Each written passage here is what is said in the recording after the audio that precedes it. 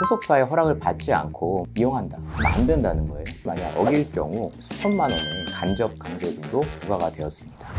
K-팝 대표 보이그룹 B의 오랜 팬인 A씨는 아티스트의 컴백과 함께 새로운 화보 발간 소식에 많은 기대를 하고 있었다. A씨는 정품 화보뿐만 아니라 짝퉁 업자들의 무단 화보 발간 소식까지 꿰차고 있었고, 자신이 사랑하는 아티스트의 무단 화보가 넘쳐나는 것을 그대로 두고 볼 수 없어 이를 아티스트의 소속 엔터테인먼트사에 제보했다. 그렇게 날로 늘어나는 무단 화보를 단속하기 위해 엔터테인먼트사가 자신들의 아티스트를 이용해 무허가 부당 이익을 취하고 있는 불법 굿즈 제작 판매 업체를 제소하게 되면서 재판이 시작되었다. 네, 안녕하세요. 곽재우 변호사입니다. 올해로 15년차 경력의 파트너 변호사고요. 주로 최첨단 기술에 관한 국내외 지식재산 분쟁 업무, 게임, 엔터테인먼트 업무를 담당하고 있습니다. 최근 K-팝 스타들의 전 세계적인 성공에 편승해서 화보집 같은 불법 굿즈들을 제작하는 일들이 많아졌는데요. 이런 불법 굿즈들의 제작 판매가 부정경쟁방지법상 성과 무단 사용 행위에 해당한다는 점을 주장해서 제작 판매 금지를 이끌어낸 사안입니다. 제가 저희 법인 IP그룹의 파트너 변호사이자 엔터테인먼트 팀의 주요 멤버로 활동하고 있는데요. 또 한국 엔터테인먼트 법학회의 이사로도 활동하고 있고요. 그래서 평소 IP와 엔터테인먼트 관련 업무를 많이 수행하고 있습니다. 이러한 전문성과 경험을 인정받아서 감사하게도 이번 사건을 맡게 되었습니다. 처음 시작했을 때부터 판결 선고 받을 때까지 한 2-3년 정도 걸렸던 것으로 기억합니다. 통상 이러한 불법 굿즈의 경우에는 퍼블리시티권에 기해서 제작 판매 금지를 부하는 경우가 많은데요. 문제는 사건을 진행할 당시에 퍼블리시티권에 관한 명문 규정이 없었기 때문에 이러한 불법 행위를 어떻게 금지시킬지가 고민이 많이 됐었습니다. 그래서 결국 부정경쟁방지법상 성과 무단 사용 행위로 포섭을 해서 금지를 시키기로 전략을 짜고요. 재판부를 설득하기 위해서 준비를 했습니다. 특히 아티스트와 관련해서 쌓인 명성, 신용, 고객 흡입력을 아티스트를 발굴하고 훈련시키고 체계적으로 성장시킨 소속사의 성과로 인정받기 위해서 저희가 많은 노력을 기울였습니다. 언론 보도 등 통해서 많이 들어보셨을 텐데요. 사람의 얼굴, 초상이나 성명 또는 목소리 같은 것에 대해서 인격권이 있다고 하거든요. 근데 인격권적인 측면 외에 사람의 성명이나 초상 등을 이용해서 재산상 이익을 얻을 수 있는 그런 권리를 퍼블리시티권이라고 부릅니다.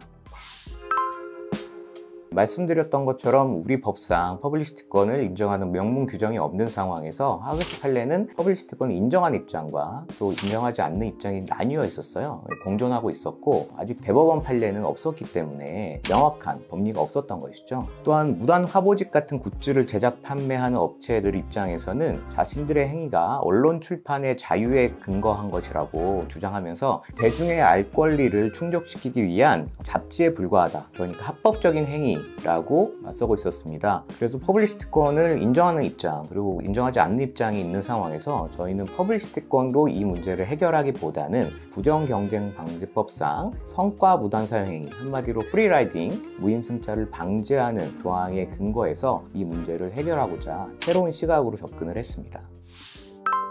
그 엔터테인먼트 소속사가 한 명의 K-팝 스타를 만들기 위해서 발굴하고 훈련시키고 성장시키는 그런 모든 일련의 과정에서 들인 상당한 투자와 노력이 있다는 점을 입증하는 데 저희가 주안점을 뒀고요. 관계자 진술서라든가 설문조사 결과라든가 또는 교수님들의 논문이라든가 각종 통계 자료들을 다양하게 증거로 구성했습니다. 그래서 그런 증거를 제출했고 그 덕분에 재판부를 설득할 수 있었습니다. 네, 결론적으로 무단 굿즈의 제작 판매가 금지가 됐고요. 이런 법원의 금지 명령을 만약 어길 경우 하루에 수천만 원의 간접 강제금도 부과가 되었습니다. 판결의 결론을 쉽게 말씀드리자면 이런 아티스트의 명성, 신용, 고객 흡입력이 소속사의 성과라고 인정을 했거든요. 그래서 소속사의 허락을 받지 않고 만약에 그런 명성, 신용, 고객 흡입력을 이용한다. 그럼 안 된다는 거예요. 또 만약에 쓰고 싶다면 소속사로부터 정당한 라이선스를 받으라는 그런 결론으로 이해하시면 되겠습니다. 그동안 제대로 보호받지 못했던 소속사의 성과 그리고 아티스트의 고객 흡입력, 신용, 명성 같은 가치들이 제대로 보호받을 수 있다 그런 생각이 들어서 천만다행이라는 생각이 들었고요. 또 이런 판결이 계기가 되어서 우리 전 세계적으로 인기를 끌고 있는 한류가 더 성장할 수 있게 되는 발판이 되었다, 그런 생각에 뿌듯함도 느꼈습니다. 그리고 부디 이러한 판결이 타인의 성과를 그냥 가로채는 업체들에게 경종을 울리고, 그런 행위는 어떠한 이유로도 용납될 수 없다는 인식을 확산시키는 데 도움이 되었다고 생각합니다.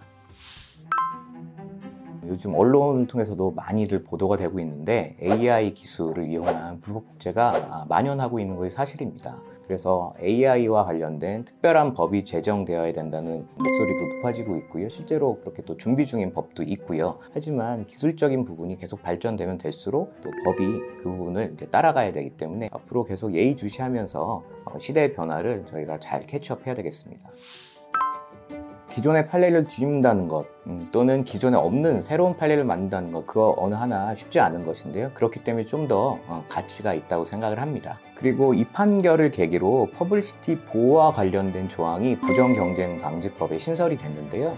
국내에 널리 인식되고 경제적 가치를 가지는 타인, 한마디로 유명인의 성명, 초상, 음성, 서명 등 그 타인을 식별할 수 있는 표지, 그런 것들을 공정한 상거래 관행이나 경쟁 질서에 반하는 방법으로 자신의 영업을 위해서 무단으로 사용해서 타인의 경제적 이익을 침해하는 행위, 이것을 부정경쟁 행위의 한 유형으로 추가를 했습니다.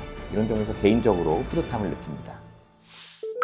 IP 엔터테인먼트 전문 변호사로서 전 세계적으로 영향력을 발휘하고 있는 우리 한류 아티스트들, 그리고 또 콘텐츠 창작자들께서 창의적인 작업과 노력에 대한 공정한 대우와 보상을 받을 수 있도록 법률적 지원을 아끼지 않겠습니다.